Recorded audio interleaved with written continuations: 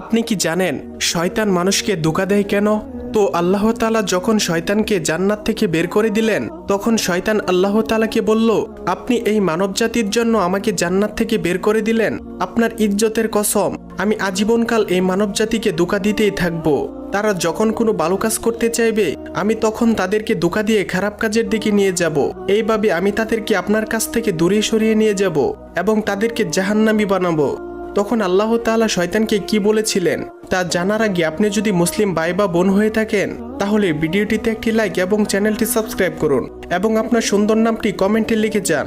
তখন আল্লাহ তাআলা শয়তানকে বলল, তুই সারা জীবন আমার বান্দাদের ধোঁকা দিবি, তাদেরকে বিভিন্ন প্রকার গুনাহ করাবি, তাদের মুনাফিক বানাবি, তাদের বেনামাজি বানাবি।